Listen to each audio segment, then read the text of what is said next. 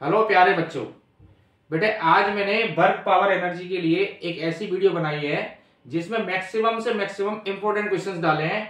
ठीक है, नीट और जेईई के जो बच्चे 2025 के लिए तैयारी कर रहे हैं उनके लिए तो बेटा ये राम वरदान है।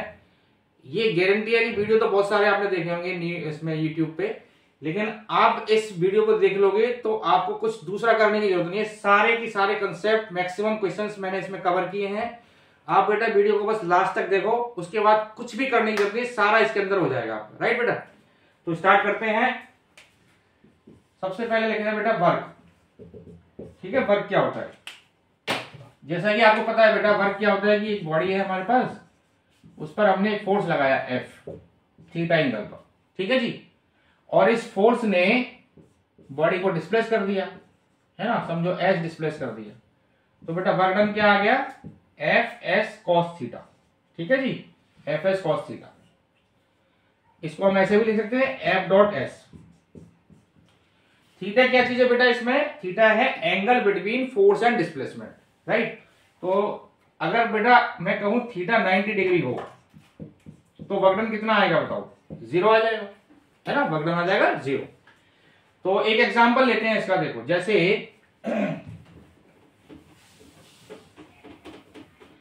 अगर मैं आपसे कहूं बच्चों कि ये कुली है, ये कुली है बच्चों, ये प्लेटफॉर्म पे जा रहा है और ये इसके सिर पे बोझा है, मान लेते हैं एम मास के, इसके अंदर ऊपर वेट लगा हुआ है ना, वेट इसकी खोपड़ी पर रखा हुआ है। तो कितना वेट है बेटा? एम जी इसके सिर पे लग रहा है, एम जी वेट सॉरी, है ना, और ये प्लेटफॉर्म पे चल रहा है कुली। अगर मैं आपसे पूछूं कि कुली ने कितना वर्क किया तो आपका आंसर क्या आएगा? देखो, वेट लग रहा है इसका एम जी, डिस्प्लेसमेंट हुआ इसका एसर, तो ये हो गया 90 डिग्री एंगल। तो वर्क डन बाय ग्रेविटी अगर मैं आपसे पूछूं तो mg और फोर्स और डिस्प्लेसमेंट में कितना एंगल है? 90 डिग्री, तो वर्क डन आ गया 0। ठीक है जी, तो अगर कुली ने वर्क ही 0 किया तो फिर पैसे किस बात के मांगता है? क्यों जी, कुली का वर्क तो 0 आ रहा है। तो आप मुझे बताओ बच्चों, कि आप वर्क डन उस कुली का 0 है या नहीं है? क्या आंसर आएगा बताओ? तो एक्चुअल में देखो, यहां पर बेटा 2 वर्क हो रहे हैं। एक work done by gravity that is 0, ये सही है, बिल्कुल सही है, इसमें कोई गलती नहीं है। लेकिन आप सोचो कि जब वो प्लेटफॉर्म पे खड़ा है ना, जब वो चल रहा है तो फ्रिक्शन के अपोजिट में तो उसको फोर्स लगाना पड़ेगा ना, फ्रिक्शन इसको अपोज कर देगा, है ना। तो फ्रिक्शन के अपोजिट में जो उसने ह्यूमन एफर्ट्स लगाया, है ना, जो फोर्स उसने लगाया बॉडी एफ, तो जो वर्क डन आया इसका ह्यूमन एफर्ट्स, ये जो है ह्यूमन एफर्ट्स, इसकी वजह से वो पैसा मांगता है। ये जो है वो तो एफ इधर ही है, एस इधर ही।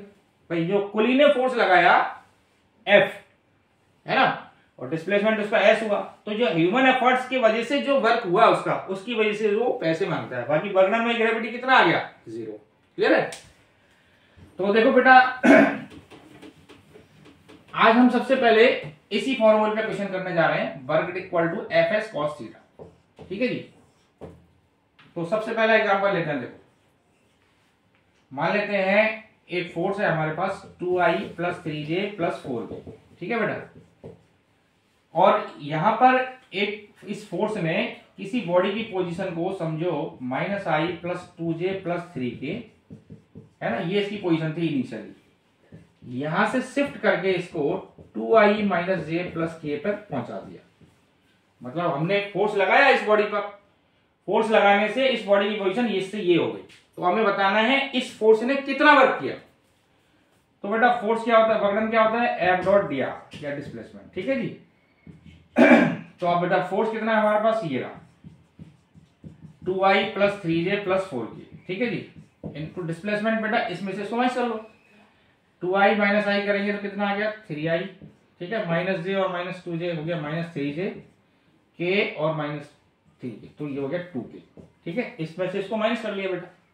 ठीक है जी, अब आपको पता है बेटा आई डॉट आई तो 1 होता है ना, ये आपने पढ़ा होगा वेक्टर में, और जे डॉट जे ये भी 1 होता है ना, के डॉट के क्या होता है बेटा?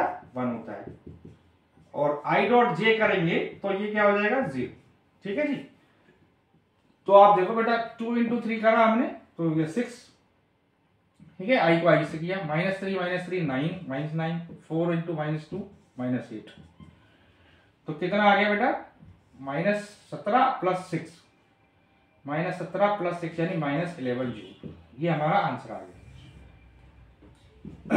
वर्कडन क्या नेगेटिव में आ सकता है? बिल्कुल आ सकता है ना, वर्कडन नेगेटिव में आ सकता है। तो -11 जूल क्यों? क्योंकि जो बेटा वर्क होता है ना, देखो वर्क जो है W, वर्क डन जो है बेटा, इसको हम लिखते हैं F.S। बेसिकली ये स्केलर क्वांटिटी है ना। क्या है ये?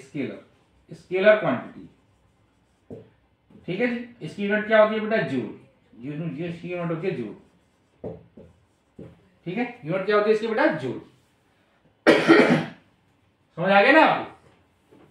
और ये वर्क नेगेटिव भी हो सकता है, जीरो भी हो सकता है और पॉजिटिव भी हो सकता है, कुछ भी हो सकता है ना। तो नेगेटिव आए हो तो घबराना नहीं है, वर्क डन नेगेटिव हो सकता है। जैसे आपने देखा स्प्रिंग का जो वर्क डन होता है उसको हम क्या लिखते हैं? -12 x²। तो वर्क डन नेगेटिव आया ना, तो नेगेटिव का मतलब ये हुआ कि फोर्स और डिस्प्लेसमेंट अपोजिट सेंस में है, राइट बेटा। चलो अब अगर एग्जांपल लेते हैं बेटा, देखो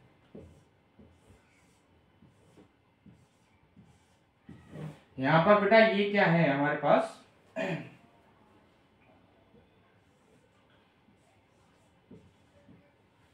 एक है ना गाड़ी के अंदर एक इंक्लाइंड ब्लॉक है, उसके अंदर एक मास रखा हुआ है m मास का, और ये पूरी जो बस है वो b वेलोसिटी से जा रही है, कांस्टेंट वेलोसिटी से जा रही है, राइट बेटा।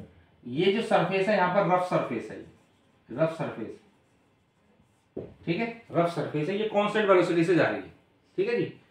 तो आपको क्या बताना है बेटा? वर्क डन बाई ग्रेविटी है ना, by normal reaction, normal force and friction in time T. In time T में कितना वर्क डन आएगा ये हमें बताना है, ठीक है जी। ये बहुत अच्छे सवाल है। तो वर्क डन का अभी बेसिकली जो हम फॉर्मूला है हमारे पास अभी तक हमने क्या पढ़ा बेटा? Work done equal to Fs cos theta. ध्यान रखना इसमें जो फोर्स होता है वो कौन सा फोर्स लेना है बेटा? जिस फोर्स का आप वर्क डन निकाल रहे हो। ध्यान रखना इसमें कभी भी हम नेट फोर्स नहीं लेते, ठीक है। जैसे हमें निकालना है ग्रेविटी का वर्क डन, तो यहाँ पर फोर्स कौन सा लगेंगे? ग्रेविटी वाला। नॉर्मल रिएक्शन का निकालना है तो फोर्स लिखेंगे नॉर्मल रिएक्शन वाला, राइट। अगर हमें फ्रिक्शन का निकालना है बच्चों तो यहाँ पर फ्रिक्शन लिखना है, ठीक है जी। जितना जो भी फोर्स आएगा उसके करस्पॉन्डिंग, मतलब जो भी वर्क डन निकालना है हम उसके करस्पॉन्डिंग फोर्स लेना है, ठीक है जी। चलो तो बेटा स्टार्ट करते हैं।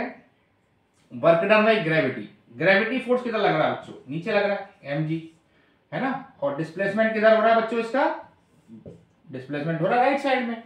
कितना एंगल दिखाई दे रहा है बच्चों आपको? 90 डिग्री। तो वर्क डन कितना आ गया बेटा? Fs cos 90, है ना। तो ये आ गया 0, यानी ग्रेविटी का वर्क डन कितना आ गया हमारा? 0। तो पहले का आंसर आ गया work done by gravity equal to 0। Clear है? चलो अब हमें निकालना है बेटा work done by normal force, normal reaction. तो आप ध्यान से देखो बच्चों, ये एंगल हमें थीटा दिया हुआ है, ठीक है जी, ये थीटा एंगल है। नॉर्मल रिएक्शन बेटा ऐसा लगेगा इसमें, है ना। नॉर्मल रिएक्शन ऐसा लगेगा सरफेस के परपेंडिकुलर, और डिस्प्लेसमेंट इसका ये होगा। तो आप बताओ वर्क डन जो आएगा बेटा, this will be Fs cos theta. अब बताओ F की जगह क्या लिखना है बच्चों? यहाँ पर नॉर्मल रिएक्शन, क्योंकि हम फोर्स निकाल, वर्क डन किसका निकाल रहे हैं? नॉर्मल रिएक्शन का। तो F की जगह लिखना है नॉर्मल रिएक्शन, ठीक है। S डिस्प्लेसमेंट कितना हुआ बेटा? t टाइम में डिस्प्लेसमेंट हुआ vt, है ना। डिस्प्लेसमेंट क्या होता है? Velocity into time into cos theta. अब आप देखो बच्चों, इधर जो इधर mg का जो हमारा कंपोनेंट बनता है वो क्या होता है बताओ? mg cos थीटा, ठीक है, mg cos थीटा। तो नॉर्मल रिएक्शन की वैल्यू क्या हो गई हमारे पास? mg cos थीटा, है ना। नॉर्मल रिएक्शन आ गया mg cos थीटा, तो ये आ गया mg cos थीटा, ठीक है जी। और ये vt। अब यहां जो थीटा है ना, ये थीटा ये वाला नहीं है, ये थीटा क्या है? नॉर्मल रिएक्शन और डिस्प्लेसमेंट के बीच का एंगल। नॉर्मल रिएक्शन ये है, डिस्प्लेसमेंट ये है, तो आपको थीटा लेना है ये वाला। ये एंगल कितना आएगा बताओ? This one. तो आप ध्यान से देखो बेटा, ये थीटा है, ये थीटा है, तो ये भी थीटा हुआ, है ना।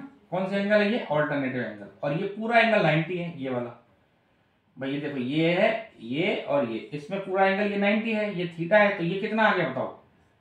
This is 90 minus theta, right.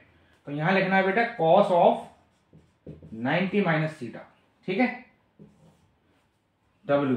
तो आप कितना आ गया बेटा? mg cos थीटा आ गया, m g cos theta v t into cos 90 minus theta हो गया साइन थीटा। तो ये आ गया m g sine theta cos theta into v t. ठीक है जी, normal reaction m g cos theta v t and cos 90 minus theta हो गया साइन थीटा। तो ये आ गया वर्गन आपका किससे, नॉर्मल रिएक्शन से। क्लियर है बच्चों यहां तक। अब हमें निकालना है बेटा फ्रिक्शन का वर्गन। ठीक है, तो फ्रिक्शन देखो आप, फ्रिक्शन कितना लगेगा बच्चों बताओ। देखो फ्रिक्शन जो लगेगा, अब चूंकि ये इस ब्लॉक की टेंडेंसी नीचे की तरफ से लेकर होने की होगी, है ना, तो फ्रिक्शन लगेगा बच्चों इधर, फ्रिक्शन इधर लगेगा। ठीक है जी। अब ये चूंकि और इस तरफ कौन सा फोर्स होता है, इधर along दिस टाइम ये होता है mg sin थीटा। अब चूंकि ये ब्लॉक तो रेस्ट में है ना, ब्लॉक तो चल नहीं रहा है, तो फ्रिक्शन की वैल्यू क्या होगी बच्चों, mg sin थीटा, है ना, ये फ्रिक्शन आ गया mg sin थीटा। तो वर्क डन आया हमारा फ्रिक्शन का fs cos थीटा। f कितना आ गया, mg sin थीटा, है ना, ये आ गया फ्रिक्शन। s कितना है vt। अब बताओ फ्रिक्शन और डिस्प्लेसमेंट में कितना एंगल हुआ। देखो फ्रिक्शन आपका इधर लग रहा है ना, फ्रिक्शन ये है, फ्रिक्शन ये आपका ये है ना, और डिस्प्लेसमेंट ये है, तो ये एंगल कितना आएगा बताओ।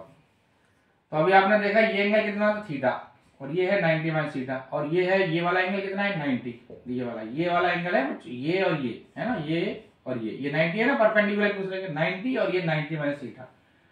तो फ्रिक्शन और डिस्प्लेसमेंट में कितना एंगल हुआ बेटा, 90 प्लस 90 माइनस थीटा, यानी कि 180 माइनस थीटा। ठीक है जी, cos 180 minus theta. Friction you है, डिस्प्लेसमेंट यू है, फ्रिक्शन की value mg sin theta, vt cos 180 minus theta, और cos 180 माइनस थीटा क्या होता है बेटा, माइनस cos थीटा। ठीक है ना, cos 180 माइनस थीटा क्या हुआ, माइनस cos थीटा। तो ये क्या आ गया, minus mg sin theta cos theta into vt। ठीक है जी, ये आ गया आपका फ्रिक्शन का वर्ग। क्लियर है, यहां तक समझ आ गया, ये फ्रिक्शन का वर्ग। ठीक है, बहुत अच्छे क्वेश्चन कराऊंगा बच्चों, देखते रहो, बिल्कुल लास्ट तक वीडियो देखना, बहुत अच्छे इंपॉर्टेंट क्वेश्चंस कराए हुए मैंने। ठीक है, बिल्कुल छोड़ना मत वीडियो। चलो बेटा नेक्स्ट प्रॉब्लम लेते हैं हम।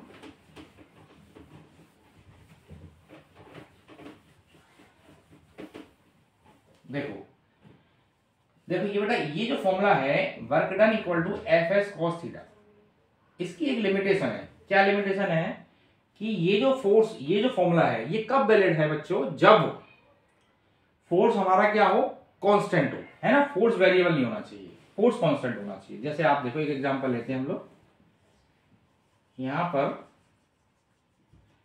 एक चैन लटकी हुई है बेटा। ठीक है, ये चैन लटकी हुई है, मान लेते हैं चैन का उसने बोला 1/3 पार्ट इज हैंगिंग,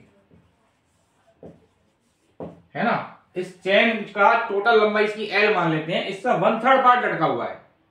अब क्या कहता है कि अगर मुझे इस चैन को खींचना है तो मुझे टोटल कितना वर्क करना पड़ेगा, राइट बेटा, टोटल कितना वर्क करना पड़ेगा। तो आप ध्यान से देखो, वर्क निकालना है हमें, तो वर्क का फॉर्मूला क्या आ गया बेटा, fs cos थीटा। अब आप मुझे बताओ कि मान लेते हैं m जो है इस चैन का वो है मास, है ना, mass of chain, mass of चैन ये हमें दिया हुआ, और L इसकी लंबाई है, लेंथ ऑफ चैन। ठीक है, ये हमें दिया हुआ है। अब ये कहता है कि 1/3 पार्ट इसका लटका हुआ है ना, L/3। तो अब हमें क्या करना है बेटा, ये जो पार्ट लटका हुआ है, ये जो पार्ट हैंगिंग है, इस पार्ट को टेबल पर खींचना है। ठीक है जी, तो हमें कितना वर्क करना पड़ेगा। तो आप ध्यान से देखो कि अगर हम इसको खींचेंगे तो ग्रेविटी के अगेंस्ट वर्क करना पड़ेगा। देखो ग्रेविटी जो लग रहा है बेटा, इसका ग्रेविटी लग रहा है नीचे की तरफ, और हमें ऊपर की तरफ फोर्स लगाना पड़ेगा, है ना। तो कितना लगाना पड़ेगा, जितना ग्रेविटी लगा रही है एटलीस्ट उतना ही मुझे लगाना पड़ेगा। तो ग्रेविटी कितना लगा रही है इस वाले पार्ट पे, तो इसका मास निकाल लो पहले। देखो टोटल लंबाई अगर इसकी L है तो मास है m, यूनिट लंबाई का मास कितना होगा बेटा, m/L। तो इसकी L/3 लंबाई है, तो L/3 का मास कितना होगा बताओ, m/L इंटू L/3, है ना। तो ये आ गया बेटा m/3। यानी कि m डैश आ गया आपका m/3, यानी अगर मुझे इस चेन का जो मास निकला वो आ गया m/3। क्लियर है यहां तक? ठीक है, तो देखो m/3 तो बेटा मास आ गया आपका, है ना, और फोर्स कितना आ गया mg/3। जो नीचे की तरफ लग रहा है mg/3 फोर्स लगेगा, उतना ही मुझे ऊपर लगाना पड़ेगा। ठीक है, अब आप मुझे बताओ डिस्प्लेसमेंट कितना हुआ जब ये चेन ऊपर आ जाएगी, तो इस चेन का डिस्प्लेसमेंट कितना होगा बताओ, L/3 होगी या कुछ और होगा? सोच के आंसर देना। अब आप ध्यान से देखो कि ये जो पार्ट है ना, चेन जो है बेटा, ये एक यूनिफॉर्मली डिस्ट्रीब्यूटेड बॉडीज है ना। तो हम क्या करते हैं, कोई पॉइंट मास तो है नहीं कि अगर ये चेन का मास की पॉइंट मास होता समझो, तो हम कह देते हैं उसका डिस्प्लेसमेंट L/3 हुआ। लेकिन ये जो है एक लटकी हुई पोर्शन है, तो हम क्या मान सकते हैं कि इस पूरी चेन का मास यहां पर है, सेंटर ऑफ मास पर, है ना। मतलब हम इसको रिप्लेस करके एक ब्लॉक बना लेते हैं, एक ब्लॉक। ठीक है, इस तरह से एक ब्लॉक बना लो आप, मतलब ऐसे, है ना, ये ब्लॉक बना लिया। तो अब मुझे बताओ अगर इस पूरी चेन का मास इस सेंटर ऑफ मास पर होगा, तो सेंटर ऑफ मास कहां पर होगा, इसका मिड पॉइंट पर होगा। तो मिड पॉइंट से इसकी लंबाई क्या होगी बच्चों, L/6, और इस चेन की मास हो गई m/3। मतलब हमने ये इमेजिन किया कि इस चेन को एक पॉइंट मास से रिप्लेस कर दिया, जिसका मास तो है m/3, है ना, और वो कितने पर लटका हुआ है बच्चों, L/6 पर। L/6 क्यों, क्योंकि सेंटर ऑफ मास इसका मिड पॉइंट पर ही होगा। अब आप मुझे बताओ जब अपन ने खींचा इसको, तो डिस्प्लेसमेंट कितना आ गया बेटा, L/6। ठीक है, इनटू cos थीटा क्या आ गया, 0, क्योंकि हम ऊपर की तरफ फोर्स लगा रहे हैं और डिस्प्लेसमेंट भी ऊपर ही है ना, तो ये 0 हो गया। तो कितना आंसर आ गया बेटा, mgL/18, है ना, ये वर्कडन आ गया। ये क्वेश्चन बहुत इंपॉर्टेंट है बेटा, बहुत बार आया हुआ है नीट और जेईई में, आपके लिए बहुत इंपॉर्टेंट क्वेश्चन है ये। अगर आपको कॉपी करना है तो पॉज करके कर सकते हो।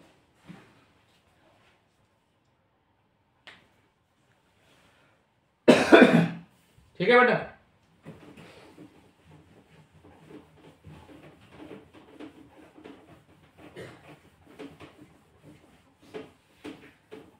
देखो इसका मैं शॉर्टकट बताता हूं। इस तरह का क्वेश्चन बहुत आता है। मान लेते हैं उसने बोला कितना भी पार्ट लटका हुआ है ना, इन जनरल में एक शॉर्टकट बना देता हूं। मान लेते हैं टोटल लंबाई इसकी L है, टोटल लेंथ है बेटा L,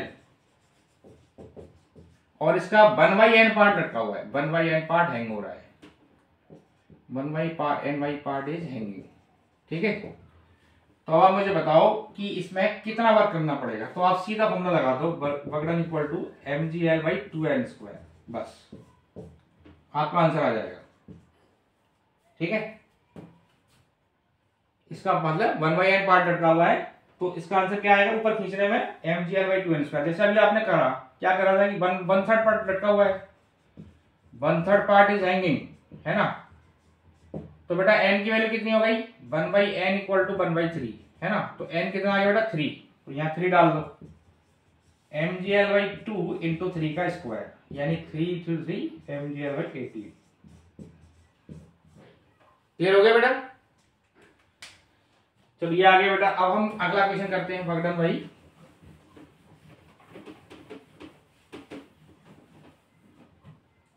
देखो बेटा अगर फोर्स कांस्टेंट नहीं है, फोर्स अगर वेरिएबल हो, फिर हम उसको कैसे करेंगे। देखो बेटा उसका तरीका क्या है, integration of F D x या फिर area of F S graph.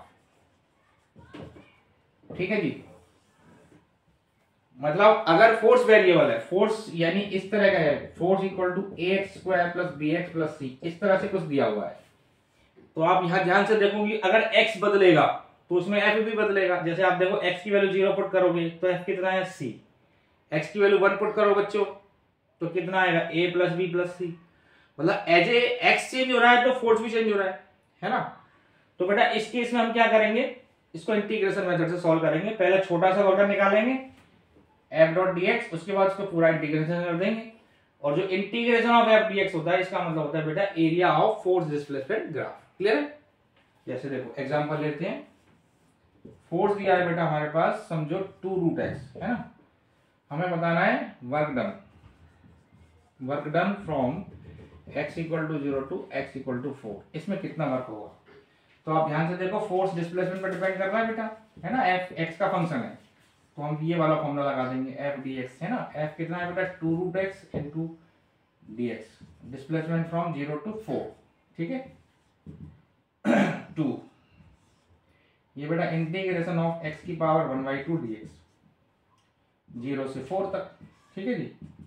2 x की पावर 1/2 का फॉर्मूला क्या आ गया, x की पावर 3/2, 1/2 प्लस 1 करेंगे, ठीक है, अपॉन 3/2, 0 से 4। बस इसको सॉल्व कर लेंगे, x की वैल्यू 4 और 0, ठीक है। इस तरह से हम सॉल्व कर सकते हैं। क्लियर हो गया ना बच्चों। अब देखो, जैसे समझो इस तरह से फंक्शन दिया है हमारे पास, फोर्स इक्वल टू ऐसा दिया है बेटा 2xi कैप प्लस, ठीक है, प्लस y इंटू जे कैप, ये दिया हुआ है। अब उनसे पूछा कि find the work done from 0 0 to 2, 4। इस तरह से हमें वर्क डन निकालना है। 2xi कैप प्लस y जे, मतलब इसमें फोर्स जो है बेटा x पे भी डिपेंड कर रहा है और y पे भी डिपेंड कर रहा है। तो अब हम इसको कैसे सॉल्व करेंगे, ठीक है जी। तो इसमें कुछ डरने की बात नहीं है, मतलब आप एक बार x के साथ इंटीग्रेशन करो, एक बार y के साथ करो, बस। जैसे आप देखो यहाँ पर इंटीग्रेशन आपने लिखा ना f dx, तो f x के साथ कौन सा है, dx, x वाला फंक्शन ले लो 2x, ठीक है, इंटू dx। जब आप dx x f dx लिखेंगे तो इसमें x वाली टर्म ले लो, f की वैल्यू कितनी है 2x, और dx x कहां से कहां तक वेरी कर रहा है, x 0 से 2 तक, तो 0 से 2 तक, ठीक है, प्लस। अब y वाले में देखोगे बेटा, अब इसको यहां लिखना f dy, तो y के अलावा कितना फंक्शन है फोर्स का, y है भाई। अगर आप इसको कंपेयर कर लो, देखो इस तरह से लिख लो fx i cap plus f by J cap, मतलब एक बार fx की वैल्यू ये हो गई, अब f बाई की वैल्यू क्या है y, तो यहां लिखना y इंटू डी वाई, ठीक है जी। y है ना, f y कितना बेटा y, और इंटू डी वाई, y के अलग होता है। फिर y कहां से आने जा रहा है, 0 से 4, बस समझ गए ना। अब तो कर ही लोगे आप, x dx का इंटीग्रेशन कितना आ गया बेटा, x²/2, ठीक है जी, 0 से 2 तक, प्लस y dy का कितना आ गया, y²/2 फ्रॉम 0 to 4। ये आ गया आपका टोटल वर्क डन। मतलब इसमें कुछ नहीं है, पहले x के अलोंग का वर्क डन निकाल लो, फिर y के अलोंग का निकाल लो, दोनों को ऐड कर दो, दैट इज बस, ठीक है जी।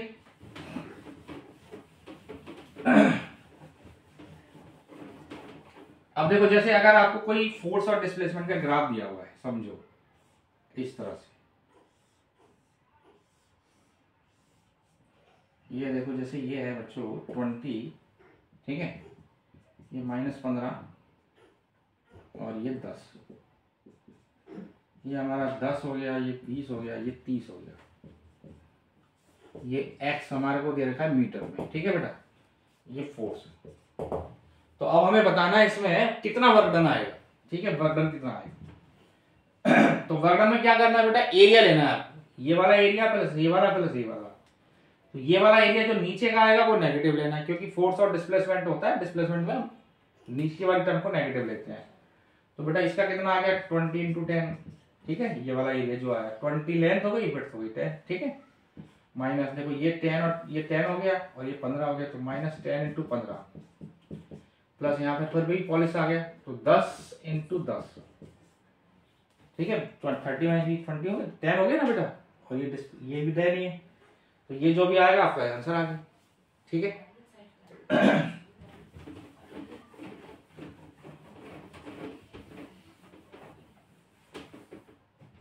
तो बेटा ये तो आया वर्क। अगर हम पूछें कि और डिफरेंट फोर्सेस का वर्क डन ले लेते हैं कि वर्क डन बाय ग्रेविटी कितना आएगा, वर्क डन बाय ग्रेविटी। इससे पहले एक चीज हम और डिस्कस कर लेते हैं कि जो फोर्सेज है बेटा, वे दो तरह के फोर्सेज होते हैं, एक होता है कंजर्वेटिव फोर्स और दूसरा क्या होता है नॉन कंजर्वेटिव फोर्स। तो कंजर्वेटिव फोर्स क्या होते हैं, ऐसे फोर्स जिनका वर्क डन है ना पाथ पे डिपेंड नहीं करता, यानी इनिशियल और फाइनल पॉइंट पर ही डिपेंड करता है। क्या बोला मैंने, ऐसे फोर्सेस जिनका वर्क डन केवल इनिशियल और फाइनल पॉइंट पे ही डिपेंड करता है उनको बोलते हैं कंजर्वेटिव फोर्स। जैसे आप देखो, एक बॉडी है ना,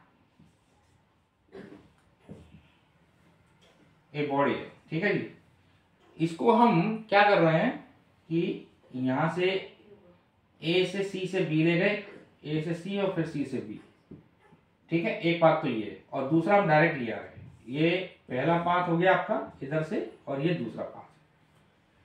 अगर मैं पूछूं कि अगर मुझे ग्रेविटी का वर्क डन निकालना है तो क्या दोनों में सेम होगा? हाँ बिल्कुल सेम होगा, क्योंकि वर्क डन जो होगा कंजर्वेटिव फोर्स का जो वर्क डन आएगा। कंजर्वेटिव फोर्स कौन कौन से होते हैं पहले ये सुनो। देखो ग्रेविटी फोर्स है ना, ग्रेविटी फोर्स मतलब mg है ना। दूसरा क्या होता है बेटा? कूलॉम फोर्स, कूलॉम फोर्स जिसको हम बोलते हैं इलेक्ट्रोस्टैटिक फोर्स, ठीक है। तीसरा क्या होता है बेटा? Spring force, spring force, spring force. तो ये सारे हैं कंजर्वेटिव फोर्सेस। इनका वर्क डन पाथ पर डिपेंड नहीं करता, केवल इनिशियल और फाइनल पॉइंट पे डिपेंड करता है। अगर इनिशियल और फाइनल पॉइंट सेम है, चाहे पाथ डिफरेंट हो, तो वर्क डन सेम आएगा। क्या कहने का मतलब हुआ? देखो मैं ए से चल के यू जा रहा हूं, तो ये मेरा वन पाथ हो गया। दूसरा मैं सीधा डायरेक्ट ए से बी आ गया। तो ए से बी पर आने के दो तरीके हो गए ना बेटा, एक तो ये हो गया, एक ये हो गया। दोनों केसेस में इनिशियल और फाइनल पॉइंट सेम है। इसका मतलब वर्क डन क्या आएगा बेटा? W1 इक्वल टू W2, ठीक है। समझ आ गया ना? तो मैं आपको इस जब चैप्टर आप करोगे तो उसमें मैक्सिमम यही फोर्सेज आएंगे, ग्रेविटी, कूलॉम और स्प्रिंग। तो देखो ग्रेविटी का जो वर्क डन आएगा बेटा, ग्रेविटी का जो वर्क डन आता है उसमें हम देखते हैं mg इंटू एस। ध्यान रखना। अब करोगे कैसे इसको? अगर फोर्स और डिस्प्लेसमेंट सेम सेंस में होंगे तो थीटा 0 होगा, है ना। और अगर अपोजिट सेंस में होंगे तो थीटा 180 होगा। तो यहां पर जो आपको S लेना है, S, इसको हम बोलते हैं बेटा वर्टिकल डिस्प्लेसमेंट। क्या बोलते हैं इसको? वर्टिकल डिस्प्लेसमेंट, ठीक है, वर्टिकल डिस्प्लेसमेंट। तो अब आप मुझे बताओ, जैसे A से B में गया, तो A से B जब गए बॉडी, तो इसका वर्क डन कितना आएगा बताओ? mg तो फोर्स हो गया, mg नीचे की तरफ लग रहा है, mg कितना लग रहा है? नीचे की तरफ। और जब मैं A से B गया तो मेरा डिस्प्लेसमेंट भी नीचे की तरफ ही होगा, h। समझो ये h, तो दोनों सेम सेंस में है ना। देखो यहाँ कॉस भी लिख देता हूं, तो mg इंटू एच कॉस 0 यानी mgh, ठीक है जी। mgh आ गया, mgh। अब समझो मैं ऐसे जा रहा हूं, ऐसे चल के ऐसे, तो कितना वर्क डन आएगा ग्रेविटी का? तो आपको घबराने की जरूरत नहीं, इतना लंबा करने की जरूरत नहीं है। आप क्या करो, mg तो सदैव नीचे ही लगेगा। mg किधर लगेगा बच्चों? नीचे। तो यहाँ पे देखो A पॉइंट से ऐसे लाइन ड्रॉ कर लो और B पॉइंट से ऐसे लाइन ड्रॉ कर लो, है ना। ये आपका इनिशियल पॉइंट हो गया बच्चों और ये फाइनल पॉइंट हो गया। इसको रब कर देता हूं, है ना। तो अब आप मुझे बताओ कि जो मैं इस वाले पाथ से आया, वन वाले पाथ से आया, तो मुझे कितना वर्क करना पड़ेगा? ग्रेविटी का वर्क कितना आएगा? तो देखो बेटा, चाहे आप किसी भी पाथ से आओ तो mg तो हमेशा नीचे लगेगा, है ना। mg तो ऑलवेज x डाउनवर्ड। अब आप मुझे बताओ डिस्प्लेसमेंट किधर हुआ बच्चों? इसका नीचे की तरफ ही हुआ ना। आप चाहे ऐसे चल के यूं आए, लेकिन आपने इनिशियल पॉइंट ये रही और फाइनल पॉइंट ये रही। अगर आप इनिशियल से फाइनल को ज्वाइन करोगे तो डिस्प्लेसमेंट किधर आ रहा है बच्चों? नीचे की तरफ। तो mg इंटू एच। तो आप चाहे यूं आओ या यूं आओ, वर्क डन कैसे आएगा बेटा? प्लस mgh, ठीक है। मतलब आपने क्या करना है बेटा, ग्रेविटी का जब हम वर्क डन निकालेंगे तो उसमें हमें क्या देखना है? क्या देखना है? Vertical displacement. जैसे आप देखो यहां पे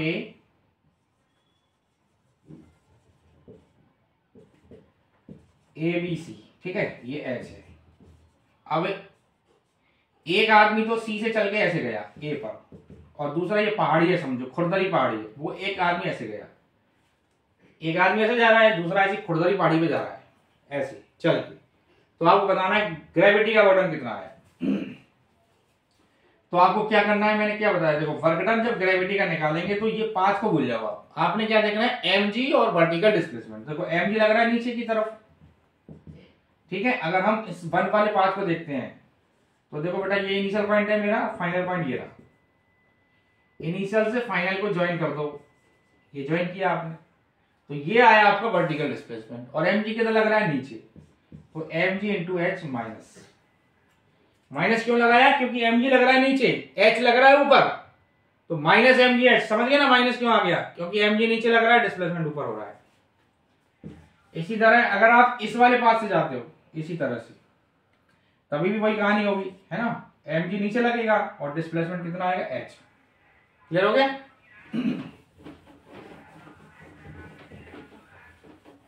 अब दूसरा फोर्स लेते हैं बेटा, work done by spring force. Spring force का वर्णन क्या होता है? आपने देखा जो स्प्रिंग होती है बच्चों, स्प्रिंग को जब हम किसी मीन पोजीशन से, देखो ये है अपनी स्प्रिंग है, इस स्प्रिंग को मीन पोजीशन से कंप्रेस कर दो या एक्सटेंड कर दो, तो इसमें एक फोर्स लगता है जिसका नाम क्या होता है बच्चों? Spring force. और वो किधर एक्ट करता है? Towards the mean position. जैसे आपने इसको यहां पर कंप्रेस कर दिया, यहां ले आए इसको आप, ठीक है जी, यहां ले आए, यहां से कंप्रेस कर दिया या इसको हमने एक्सटेंड कर दिया, समझो यहां ले आए, यहां ले आए, ठीक है, यहां ले आए, तो वर्क कितना आएगा? कितना आएगा बच्चों? F कितना आएगा हमारे पास? माइनस के एक्स। जो स्प्रिंग फोर्स लगता है इसमें, दिस विल बी माइनस के एक्स। और माइनस क्या शो कर रहा है इसमें? कि ये माइनस कहता है कि ये टुवर्ड, ये एक्ट करता है टुवर्ड द मीन पोजीशन, ये इसकी मीन पोजीशन है, ठीक है। जब आप इसको कंप्रेस करोगे तो देखो डिस्प्लेसमेंट इधर है, लेकिन इस पे जो स्प्रिंग फोर्स लगेगा वो इधर लगेगा, इसकी मीन पोजीशन तो ये है ना। ये माइनस क्या शो करता है? कि ये हमेशा टुवर्ड द मीन पोजीशन लगेगा, तो इधर लगेगा। जब आपने इसको डिस्प्लेस कर दिया राइट में, तो इधर लगेगा, ठीक है। तो यहां पर इसलिए माइनस आ रहा है। तो अब अगर आपसे पूछा जाए कि भाई जब हम इस स्प्रिंग को डिस्प्लेस करते हैं, चाहे कंप्रेस करें या फिर एक्सटेंड करें, तो work done by spring force कितना आएगा? Work done by spring force, तो अब आप देखो ये F डिपेंड कर रहा है x पे, वेरिएबल फोर्स हो गया, तो इसका ऑर्डर कैसे निकालेंगे बेटा? F dx, है ना। F की वैल्यू कितनी आएगी? माइनस के x dx from 0 to x, तो ये आ गया माइनस के एक्स स्क्वायर बाई 2, ये आपका वर्णन आ गया इस पे, ठीक है जी, माइनस के एक्स स्क्वायर बाई 2। तो अब हम इस पे बेसिक क्वेश्चन कर लेते हैं। देखो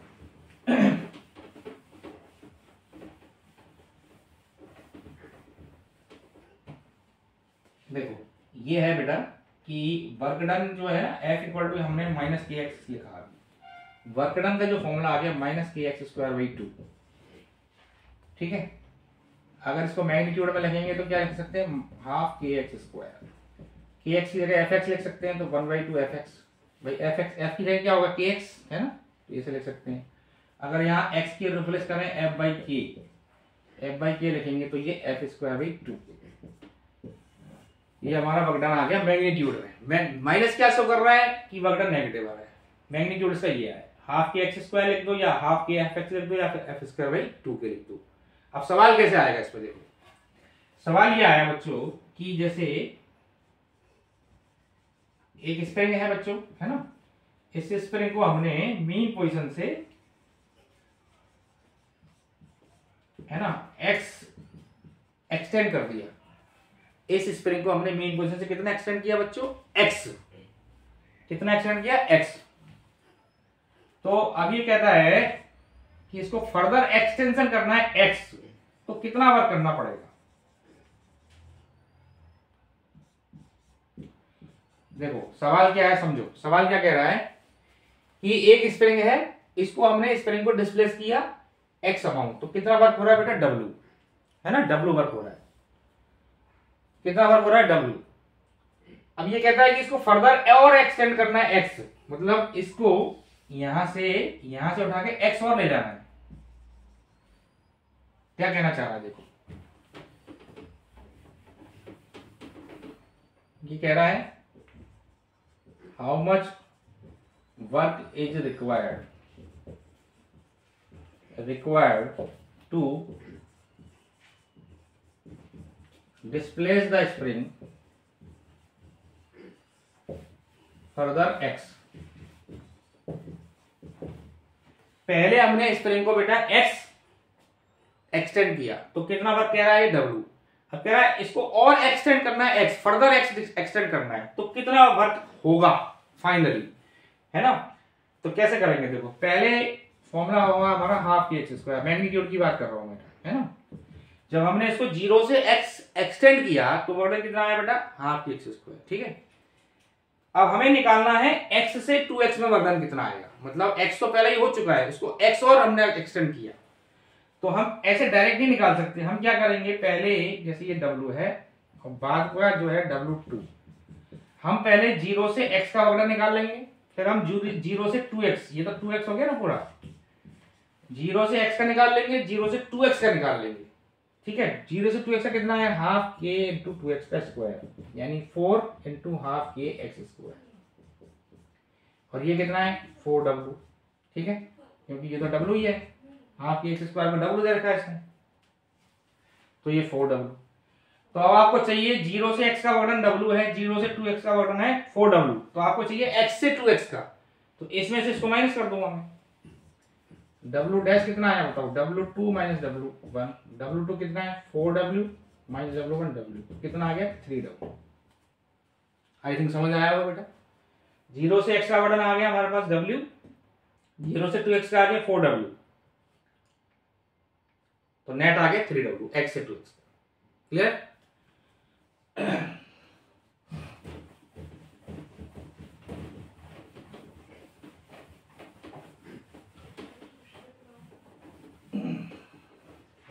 चलो बेटा अब हम बात करते हैं, नेक्स्ट आगे चल देते हैं। तो अब देखो मोमेंटम एंड काइनेटिक एनर्जी का एक फॉर्मूला लिखेंगे, मोमेंटम एंड काइनेटिक एनर्जी।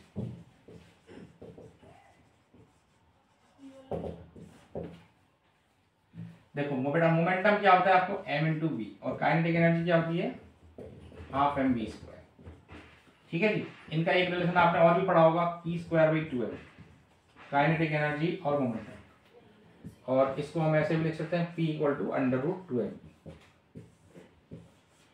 तो सवाल क्या आएगा, देखो ऐसे क्वेश्चन आएगा, percentage change in kinetic energy, percentage change in kinetic energy क्या होगी, percentage change in kinetic energy वो क्या होती है बेटा, percentage change in kinetic energy निकालनी है आपको, तो p2 square minus p1 square by p1 square into 100%। Percentage change in momentum निकालना है आपको, तो क्या आएगा बेटा under root E2 minus under root E1 upon root E1 into 100%। ये दो फॉर्मूले आपको लर्न करने हैं बेटा, लिख लो। Percentage change in kinetic energy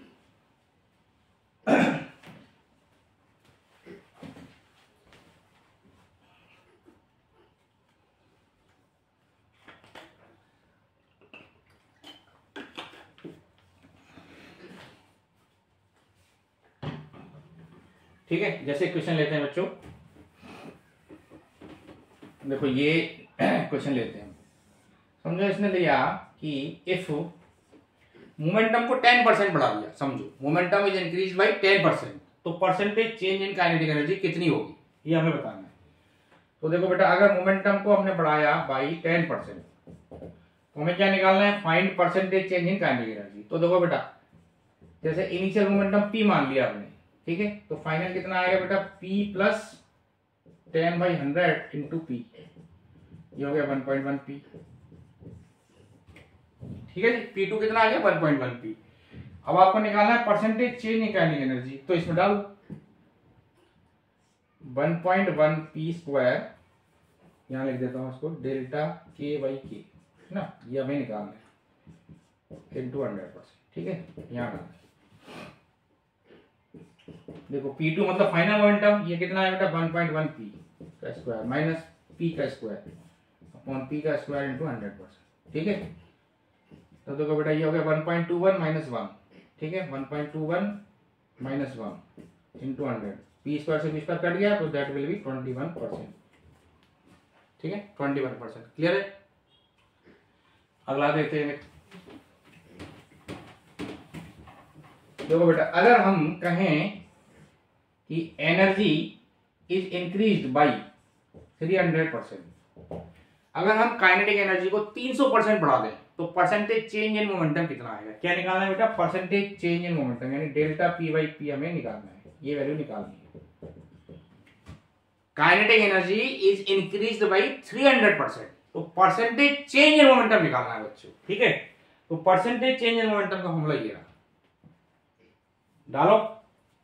तो देखो बेटा E1 को E मान लो, तो E2 कितना आ गया, E प्लस 300/100 इंटू E, तो E2 कितना आ गया 4E, ठीक है। तो यहां डालो root 4E minus root E upon root E into 100%, ठीक है। रूट ई से कट गया तो √4 - 1, तो ये आ गया 300%। क्लियर? बहुत ही आसान है। बोर तो नहीं हो रहा ना बेटा? लगे रहो बिल्कुल, वीडियो में बने रहो आज तक। बहुत अच्छे अच्छे क्वेश्चन कराते जा रहा हूं तुम्हें। सारे क्वेश्चन ऐसे हैं जो नीट में आए हुए हैं या फिर आने की प्रोबेबिलिटी बहुत ज्यादा है, ठीक है। क्लियर हो गया बच्चों?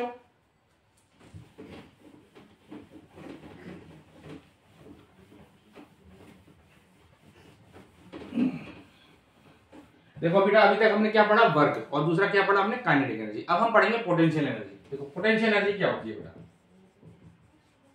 Potential energy,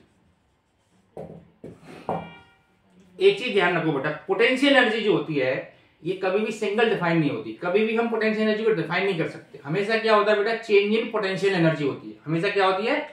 change in potential energy. यानी आपको कहीं पर पहले पोटेंशियल एनर्जी डिफाइन करनी पड़ेगी, उसके रेस्पेक्ट में आप दूसरी जगह की पोजीशन पोटेंशियल एनर्जी बता सकते हो। तो जो चेंज इन पोटेंशियल एनर्जी का फॉर्मूला होगा चेंज इन पोटेंशियल एनर्जी, है ना? चेंज इन पोटेंशियल एनर्जी, ये क्या होगी बेटा? इसको आप ऐसे देखो, delta U equals to -W of conservative force. बस चेंज इन पोटेंशियल एनर्जी का मतलब होता है negative of work done by conservative force, ठीक है जी। यानी U final minus U initial, है ना? ये आपका है बेटा चेंज इन पोटेंशियल एनर्जी, ठीक है जी। चेंज इन पोटेंशियल, जैसे आप देखो, अब पोटेंशियल एनर्जी कितने तरह की होती है? एक होती है gravitational potential energy, gravitational potential energy, ठीक है बच्चों। जनरली हम क्या लिखते हैं इसको? mgh, ऐसे लिखते हैं ना हम लोग। लेकिन एग्जिट में आई कैसी? ये देखो आप देखो यहां से, जैसे एक बॉडी है बच्चों ग्राउंड पर रखी हुई, इसको हमने ऊपर उठा दिया, एज ऊपर उठा दिया, ठीक है। यहां से लेके यहां उठा दिया ऊपर, तो आप मुझे इस जगह पर यानी बी पॉइंट पर मुझे पोटेंशियल एनर्जी बतानी है। तो मैं क्या लिखूंगा? देखो यहां फॉर्मूला UB - UA, ठीक है जी। UB - UA equal to work done by conservative force, यानी कौन सा फोर्स लग रहा है? ग्रेविटी। तो ग्रेविटी फोर्स नीचे लग रहा है, डिस्प्लेसमेंट ऊपर हुआ, तो इसका वर्क डन कितना आया? माइनस ऑफ -mgh, ठीक है। इस फॉर्मूले माइनस तो बाहर लगा हुआ है, वर्क डन बाय कंजर्वेटिव मतलब ग्रेविटी का वर्क डन कितना आया? -mgh, तो ये आ गया mgh। अब आप मुझे बताओ, जनरली जो आंसर आप बच्चे देते हैं कि भाई पोटेंशियल एनर्जी क्या हुई? mgh, तो change in potential energy I UP - UA।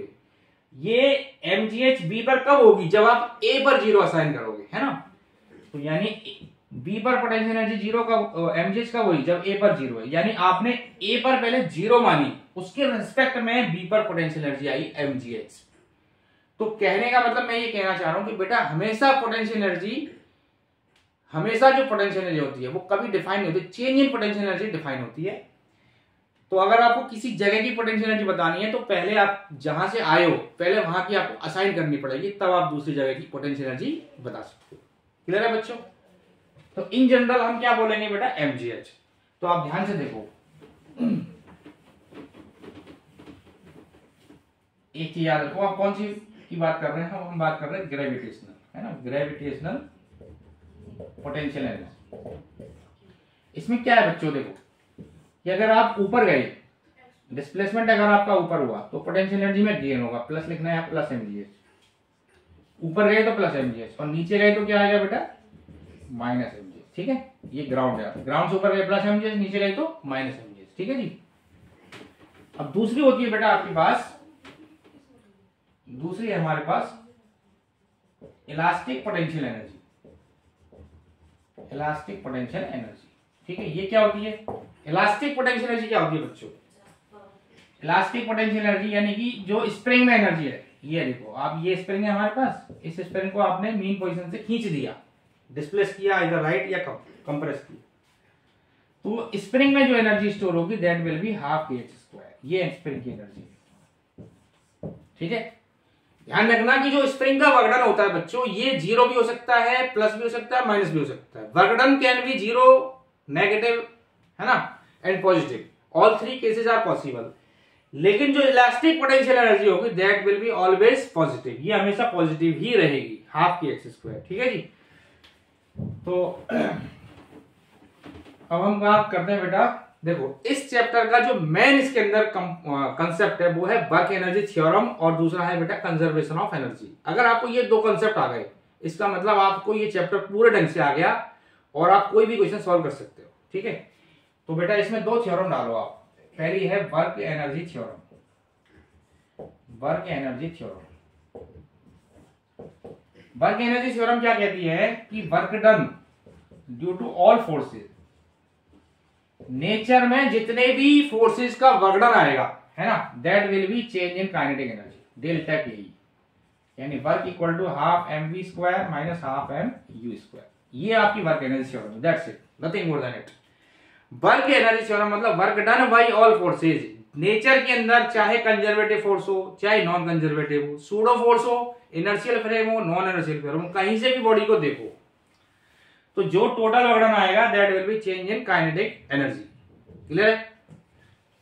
अब दूसरा क्या कहता है बेटा, conservation of mechanical energy. Conservation of mechanical energy ये क्या कहता है कि अगर, ध्यान रखना, कंजर्वेशन ऑफ मैकेनिकल एनर्जी क्या कहता है कि अगर केवल कंजर्वेटिव फोर्स प्रेजेंट हो, है ना, केवल कंजर्वेटिव फोर्स प्रेजेंट हो और अगर एक्सटर्नल वर्क जो भी है, एक्सटर्नल फोर्स का वर्क डन अगर जीरो है ना, तो kinetic energy plus potential energy, इन दोनों का सम क्या आएगा बेटा, कांस्टेंट। ये कंजर्वेशन ऑफ एनर्जी कहती है। समझ गया ना? कंजर्वेशन ऑफ एनर्जी क्या कहती है? कंजर्वेशन ऑफ एनर्जी कब लगाना है, इसका एक नेगेटिव है, इसका एक ड्रॉबैक है। ये कब लगना है? ये तभी लगेगा जब केवल कंजर्वेटिव फोर्सेज हो, यानी अगर फ्रिक्शन आ गया या कोई और फोर्स आ गया तब ये नहीं लगेगा, है ना। केवल और केवल कंजर्वेटिव फोर्स हो और एक्सटर्नल फोर्स का वर्क डन जीरो हो, तो ये कहता है kinetic energy plus potential energy का सम क्या रहेगा, कांस्टेंट। ठीक है, चलो बेटा अब मैं ये दोनों थ्योरम्स के आपको एक दो क्वेश्चन कराता हूं तो आपको लगाना आएगा। ठीक है, देखो जैसे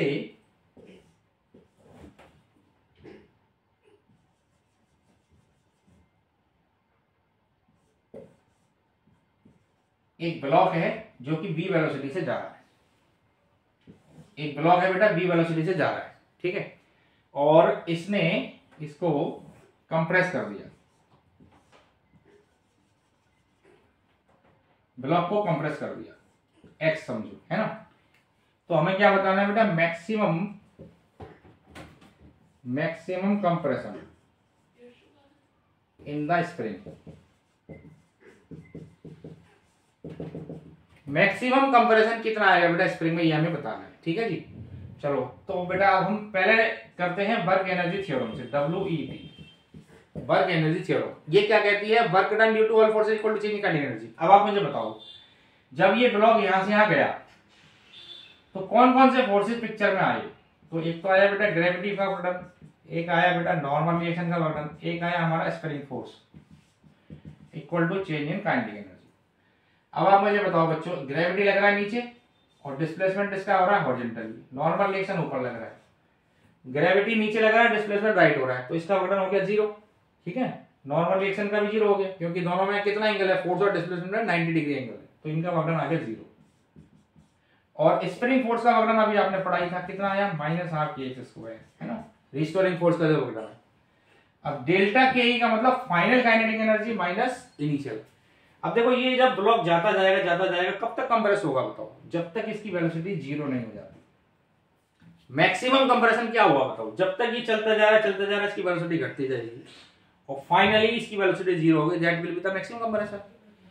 तो फाइनल वेलोसिटी जीरो है तो final kinetic energy zero. Initial kinetic energy कितनी है बेटा, हाफ mv², तो ये आ गया आपका half kx² equal to half mv²। ठीक है, ये आपका आंसर है। तो ये हमने वर्क एनर्जी थ्योरम से लगाया। अब दूसरा इसको हम करते हैं बेटा कंजर्वेशन ऑफ मैकेनिकल एनर्जी से। इसी सवाल को कंजर्वेशन ऑफ मैकेनिकल एनर्जी से करते हैं। तो आप देखो बेटा यहां से यहां जब हम गए तो कोई फ्रिक्शन तो है नहीं, तो इसलिए हम ये कंसेप्ट लगा सकते हैं। तो अब आप मुझे बताओ बेटा, हम इसको ऐसे लिखेंगे, kinetic energy at 1 plus potential energy at 1 equal to kinetic energy at 2 plus potential energy at 2। तो काइनेटिक एनर्जी एट 1, ये हमारी 1 पोजीशन है और ये हमारी 2 पोजीशन है बच्चों, राइट। तो 1 पर काइनेटिक एनर्जी कितनी है बताओ, हाफ mv²। और पोटेंशियल एनर्जी कौन सी लेंगे बेटा, दोनों तरह की पोटेंशियल, ग्रेविटेशनल वाली और इलास्टिक वाली। तो आप ध्यान से देखो, यहां पर ये ब्लॉक है, ये ग्राउंड पे रखा हुआ है, तो इसमें ग्रेविटेशनल पोटेंशियल एनर्जी तो जीरो हो गई है ना, mgh वाला फैक्टर है हुआ ही नहीं, तो ये gravitational potential energy zero. Plus अब यहां पर हम देखेंगे इलास्टिक पोटेंशियल एनर्जी, यानी जो स्प्रिंग में एनर्जी होती है, that will be half kx²। लेकिन यहां तो अभी ये स्प्रिंग कंप्रेस हुई नहीं, यानी x की वैल्यू जीरो है, तो ये भी जीरो हो गई, पोटेंशियल एनर्जी भी जीरो। समझ आई ना बात, ये तो काइनेटिक हो गई। ग्रेविटेशनल पोटेंशियल एनर्जी जीरो हो गई, क्योंकि ग्राउंड भी मान रहे हैं इसको, हम ग्राउंड ही मान के चल रहे हैं। और इलास्टिक क्यों जीरो हुई, क्योंकि x अभी है ही नहीं इसके अंदर, है ना। फिर 2 पोजीशन पर बताओ, 2 पर मैक्सिमम कंप्रेशन हो गया, वेलोसिटी जीरो, तो काइनेटिक एनर्जी जीरो। अब 2 पोजीशन पर काइनेटिक एनर्जी कौन सी हुई, सॉरी पोटेंशियल एनर्जी कौन सी हुई बच्चों, हाफ kx²। भाई ये x हो गया ना, कंप्रेस हो गया x, तो पोटेंशियल एनर्जी हुई हाफ kx², तो ये आ गया half mv² equal to half kx²। तो देखो दोनों से, चाहे वर्क एनर्जी थ्योरम से करो या कंजर्वेशन ऑफ मैकेनिकल एनर्जी करो, दोनों से कंसेप्ट आपका सेम आया, रिजल्ट सेम आया, है ना। तो आप ध्यान से देखो इसको बेटा, half kx² equal to half mv²। आपसे आप कट गया, कितना आ गया हमारा m/k इंटू बी, ये हमारा आ गया डिस्प्लेसमेंट। क्लियर है। चलो एक दो क्वेश्चन और कर लेते हैं बेटा वर्क एनर्जी थ्योरम की, जिससे आपको ये कंसेप्ट क्लियर हो जाएगी।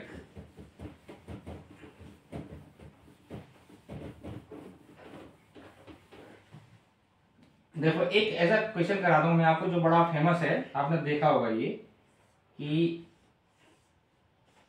ये जैसे एक बुलेट है बच्चों, ठीक है जी, ये बुलेट समझो v वेलोसिटी से जा रही है, ठीक है।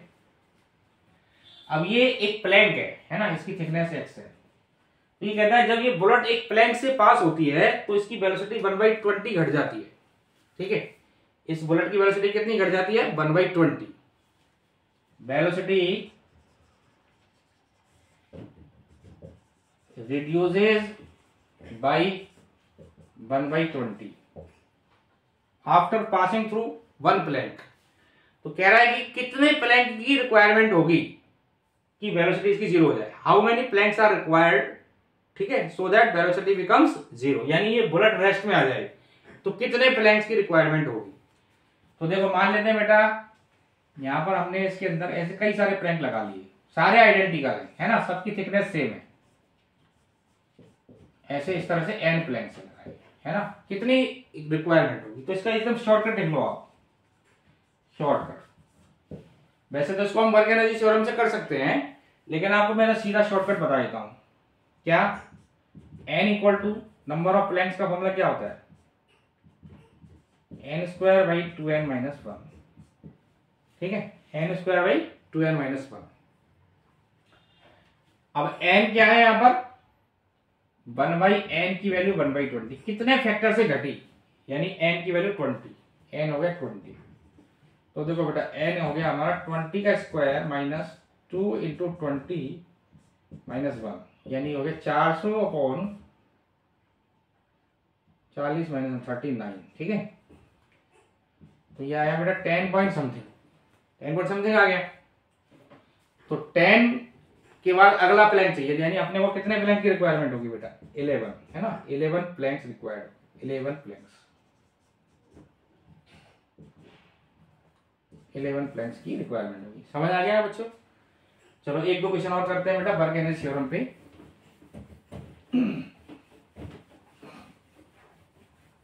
देखो जैसे बेटा ये हमें दिया हुआ है x equal to t³/3, displacement time पर डिपेंड कर रहा है t³/3। हमें बताना है कि भाई बताओ work done by force in t equal to 3 second, 3 seconds, है ना, 3 इक्वल टू 3 सेकेंड्स में वर्क डन निकालना है। तो x इक्वल टू क्या दे रखा है बेटा, t³/3। तो जैसे ही आप ये फॉर्मूला आया आपके दिमाग में, सबसे पहले ये आता है, बच्चे क्या करते हैं, work done equal to force into displacement, ये लगा देते हैं। तो अगर आपने ये फॉर्मूला लगा दिया work equal to force into displacement, है ना, तो ये गलत हो जाएगा। गलत क्यों हो जाएगा बच्चों? क्योंकि ये फॉर्मूला कब वैलिड है? जब फोर्स कांस्टेंट हो या एक्सीलरेशन कांस्टेंट हो, तब ये फॉर्मूला वैलिड है, अदरवाइज गलत है, अदरवाइज ये फॉर्मूला वैलिड नहीं है। तो अगर आप इसको डिफरेंशिएट करो, देखो वेलोसिटी कितनी आई थी, डिफरेंशिएट करिए 3t²/3, है ना, t² आ गया। एक्सीलरेशन निकालेंगे तो dv/dt यानी 2t आ गया। तो देखो बेटा एक्सीलरेशन टाइम का फंक्शन है, टाइम पे डिपेंड कर रहा है, जैसे जैसे टाइम बदलेगा एक्सीलरेशन बदलेगा, तो ये फॉर्मूला वैलिड नहीं है इसके अंदर, ठीक है। अगर आपने इससे किया तो गलत आंसर आएगा आपको, फिर कैसे करोगे? तो आप क्या करो, देखो मैंने आपको क्या बताया, वर्क डन जब भी आपको निकालना है तो ये फॉर्मूला लगाओ, work done equal to change in kinetic energy, half mv² minus half mu², m/2 common लिया आपने v² minus u², m/2 v² minus u²। यानी जब भी आपको वर्क डन निकालना है आप हमेशा ये थ्योरम लगाओ। इससे क्या होगा, चाहे वर्क डन कैसा भी हो, वर्क डन हो, सॉरी फोर्स कैसा भी हो, चाहे कांस्टेंट हो या फिर वेरिएबल हो, इससे हमेशा आपका आंसर सही आएगा, ठीक है। चलो स्टार्ट करते हैं बेटा। देखो यहां पर m की वैल्यू समझो 1 kg मान लेते हैं, ठीक है, 1 kg। तो जब हम u इक्वल टू 0 पुट करेंगे तो वो सॉरी जब t इक्वल टू 0 पुट करेंगे तो बेटा जो वेलोसिटी आएगी वो आपकी इनिशियल वेलोसिटी होगी। तो t जा रहा है इसमें डालो वेलोसिटी वाले फंक्शन में, तो आ गया 0। t इक्वल टू बेटा 3 डालो तो v कितना आ गया 9। अब यहाँ डाल दो 1/2, है ना, फाइनल वेलोसिटी आपकी होगी बेटा 9 का स्क्वायर माइनस 0 का स्क्वायर, यानी 81/2, ये आपका आंसर आ गया। क्लियर है? चलो अगला क्वेश्चन करते हैं बेटा।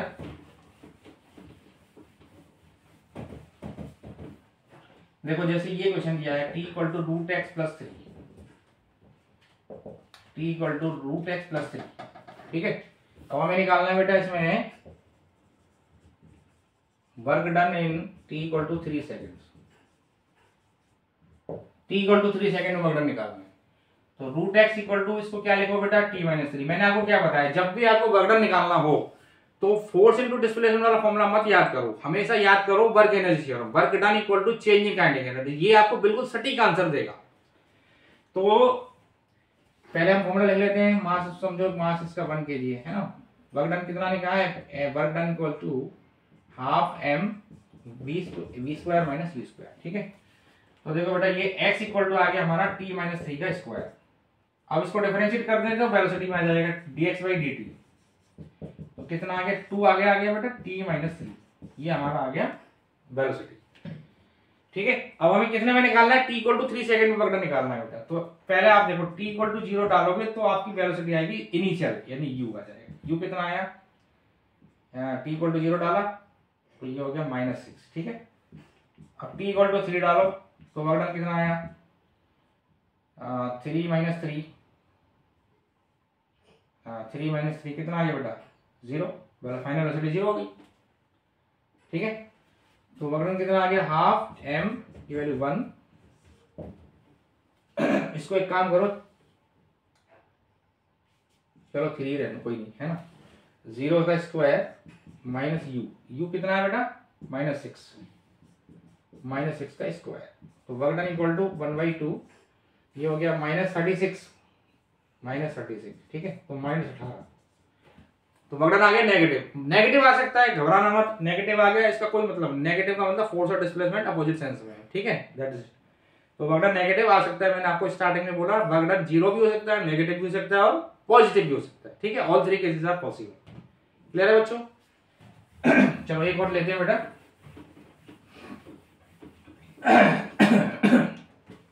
देखो बच्चों ये है, ये एक स्प्रिंग है,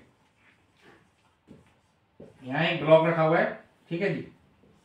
अब हमने क्या किया, इसको यहां से छोड़ दिया, यहां से छोड़ दिया एकदम, है ना, यहां से इसको छोड़ा, रिलीज किया, रिलीज।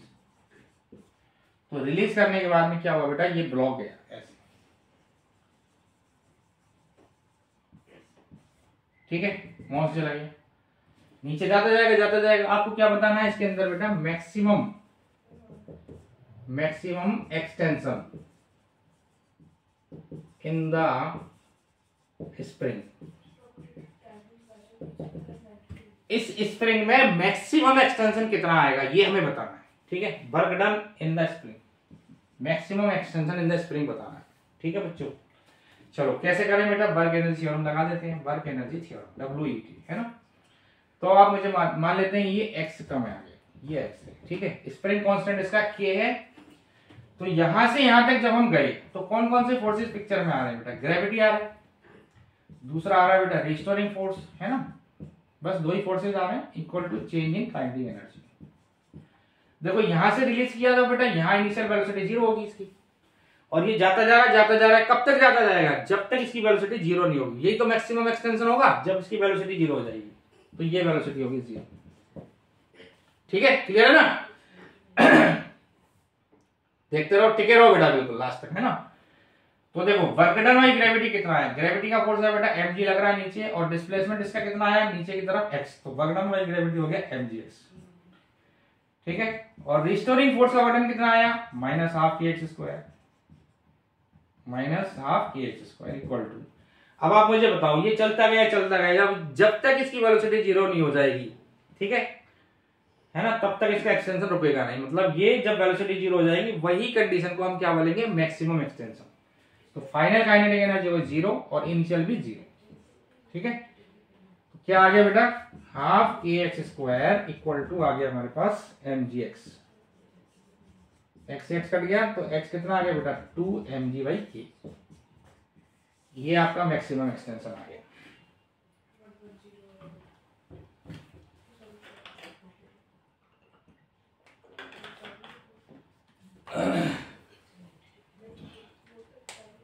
क्लियर है बच्चों, समझ आया।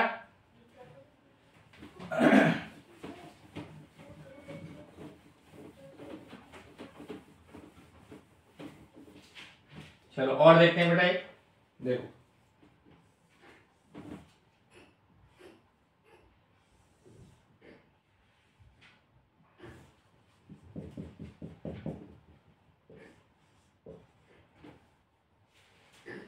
देखो यहां पर बेटा एक ब्लॉक है, ये h डिस्टेंस से चला, ठीक है जी, h से चलता गया, ये स्मूथ है, ये कैसा है बेटा, स्मूथ, और यहां पर है रफ, ये रफ सरफेस,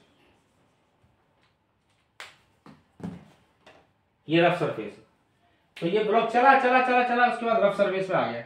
रफ सरफेस में क्या आएगा, फ्रिक्शन आएगा, तो आफ्टर सम टाइम क्या आ जाएगा, रेस्ट में आ गया, यानी यहां पर वेलोसिटी आ गई इसकी 0। तो आपको क्या बताना है इसमें, क्या पूछा आपने से कि जब ये इस रफ सरफेस पे चला तो स्टॉप होने से पहले कितना चल लिया, है ना, distance travelled in horizontal surface before stopping, समझो ये x चल लिया, यानी हमें x निकालना। क्वेश्चन समझ आ गया ना बच्चों, ऐसे जा रहा है, ये रफ सरफेस पे आ गया, रफ सरफेस पे क्या लगेगा, फ्रिक्शन, तो फ्रिक्शन की वजह से इसके अंदर मोशन अपोज होगा, है ना, तो वेलोसिटी 0 हो गई, तो आपको x बताना। चलो स्टार्ट करें बेटा, वर्क एनर्जी थ्योरम लगा देते हैं। बताओ कौन कौन से फोर्सेज आएंगे, work done by gravity, work done by friction, बस दो ही फोर्सेज है इसमें, equal to change in kinetic energy. ठीक है बच्चों, तो आप मुझे बताओ ग्रेविटी का वर्क डन कितना आया बेटा। देखो ग्रेविटी के लिए मैंने क्या बताया आपको, mg into vertical displacement. Vertical displacement क्या हुआ बच्चों, ये आपकी इनिशियल पोजीशन है और ये इसकी फाइनल पोजीशन है, यानी बॉडी का डिस्प्लेसमेंट ये हुआ, नीचे की तरफ हुआ कितना, h, mg भी नीचे है, डिस्प्लेसमेंट भी नीचे है, तो वर्क डन आ गया mgh। क्लियर है। अब आप मुझे बताओ, जब फ्रिक्शन का जो वर्क डन आएगा बेटा वो सरफेस पर आएगा, AB सरफेस, ठीक है, तो फ्रिक्शन लगेगा इस तरफ और डिस्प्लेसमेंट हो रहा है इधर, तो फ्रिक्शन की वैल्यू क्या होती है, म्यू mg, म्यू मान लेते हैं इसका फ्रिक्शन कोएफिशिएंट। तो देखो फ्रिक्शन इधर, डिस्प्लेसमेंट इधर, तो वर्क डन आएगा नेगेटिव, तो minus mu mg into x. देखो ये तो फोर्स हो गया, ये डिस्प्लेसमेंट हो गया, equal to final kinetic energy 0 है बेटा, इनिशियल काइनेटिक एनर्जी भी 0 है, तो 0 माइनस 0। ठीक है, ये आ गया हमारा पास mu mg x equal to mg h, mg से mg कट गया, तो x कितना आ गया बेटा, h बाई म्यू, ये आपका आ गया x। क्लियर हुआ, समझ आया बच्चों। एक और ले लेते हैं, फिर इस वीडियो को हम एंड करेंगे क्योंकि वीडियो थोड़ा लंबा हो जाएगा फिर। ये लास्ट प्रॉब्लम है ना बच्चों। देखिए